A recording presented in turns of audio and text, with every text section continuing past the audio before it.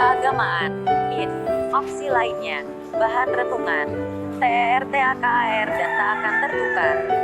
Artikel ini dikompilasi dalam narasi lisan. Tujuannya adalah untuk mempermudah saudaraku memahami dan menghayati isi yang terkandung di dalamnya, terutama bagi yang mempunyai waktu terbatas untuk membaca.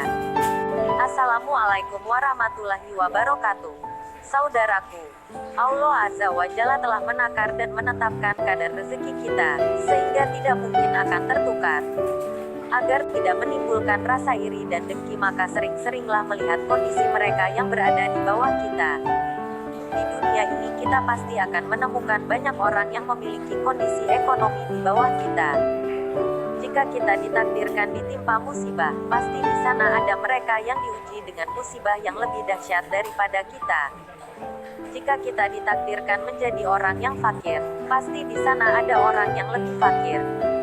Oleh karenanya, mengapa kita menengadahkan kepala, melihat kondisi orang yang diberi kelebihan rezeki tanpa melihat mereka yang berada di bawah? Saudaraku, jika kita sering memperhatikan orang yang diberi kelebihan harta dan kedudukan, sementara dia mungkin tidak memiliki garis bawah skill, keterampilan, kecerdasan, dan perilaku seperti kita, mengapa diri kita tidak mengingat bahwa di sana betapa banyak orang yang memiliki keunggulan serupa dengan kita atau bahkan lebih, namun dirinya tidak ditakdirkan untuk memperoleh setengah dari rezeki yang Allah Azza wa Jalla berikan kepada kita. Rasulullah Shallallahu Alaihi Wasallam memerintahkan, jika engkau melihat seorang yang memiliki harta dan kedudukan yang melebihimu, maka lihatlah orang yang berada di bawahmu. Hadis riwayat Ibnu Hibban. Beliau juga mengatakan, perhatikanlah mereka yang kondisi ekonominya berada di bawahmu dan janganlah engkau perhatikan mereka yang kondisi ekonominya berada di atasmu. Niscaya hal itu akan membuat dirimu tidak meremehkan nikmat Allah yang diberikan kepadamu.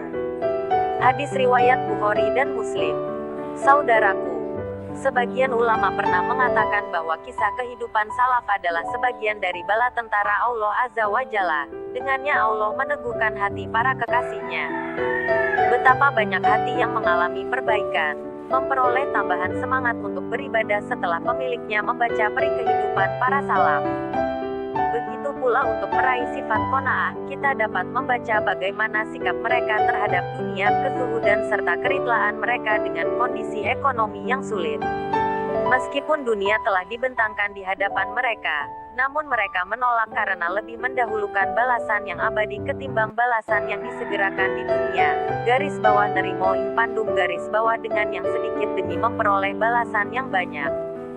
Semua hal itu akan menjadikan kita untuk lebih mendambakan kehidupan akhirat dan menganggap kecil segala bentuk perhiasan dunia yang fana. Contoh yang baik dalam hal ini adalah kisah tatkala Umar bin Al-Khattab mengunjungi rumah Ubaidah Amir bin Al-Jarrah. Umar menangis ketika memasuki rumah Ubaidah. Beliau menangis dikarenakan di rumah Ubaidah hanya terdapat pedang, perisai dan tas yang sering digunakan beliau. Padahal, Ubaidah adalah seorang komandan pasukan, seorang yang digelari Aminu Hazmi al-Ummah, orang yang paling amanah di umat ini.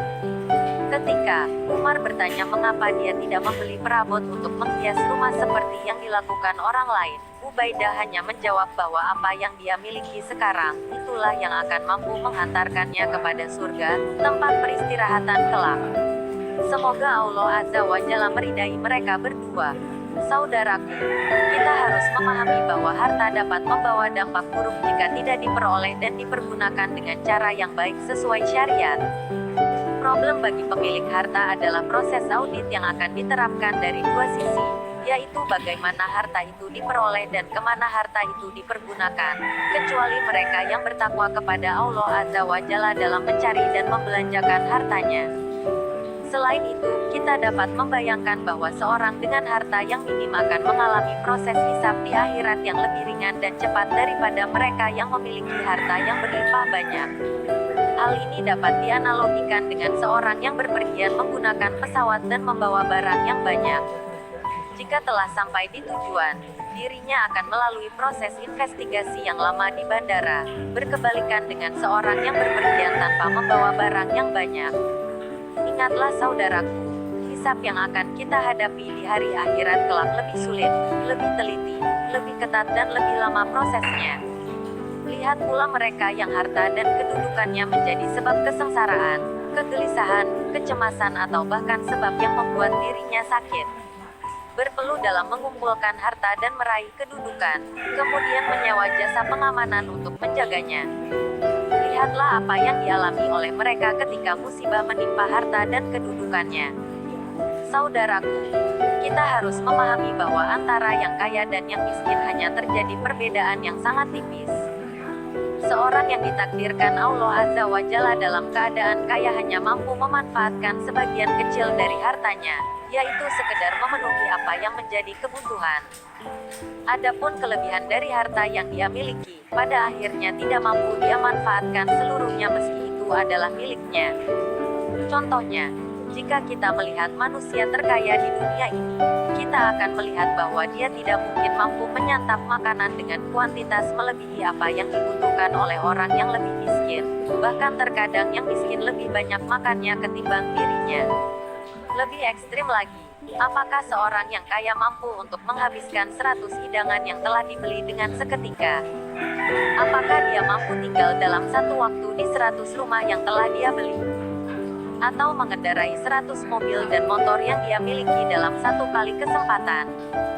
Jika jawabannya tidak, maka yang jadi pertanyaan atas dasar apa kita dengki dengan apa yang dimiliki oleh mereka?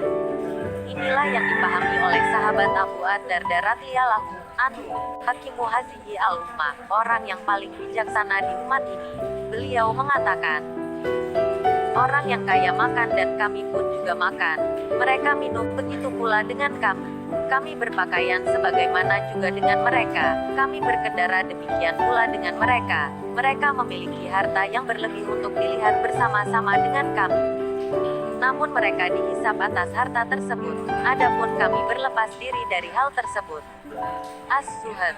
Beliau juga mengatakan, segala puji bagi Allah yang menjadikan orang kaya berangan-angan agar menjadi seperti kami ketika menghadapi kematian, sedangkan kami pada saat itu tidak berkeinginan menjadi seperti mereka. Saudara kami yang kaya tidak berlaku adil. Mereka mencintai kami karena menginginkan agama kami, namun mereka memusuhi kami karena dunia yang mereka miliki. Al-Mutamani. Semoga Allah Azza wa Jalla mengaruniakan hidayahnya kepada kita, sehingga kita tetap istiqomah senantiasa qanaah atas segala pemberian Allah Azza wa Jalla, berhati-hati dalam mencari rezeki halal dan menggunakannya sesuai syariat untuk meraih ridhanya. Amin ya Rabb. Garis bawah wallahu a'lam bishawab.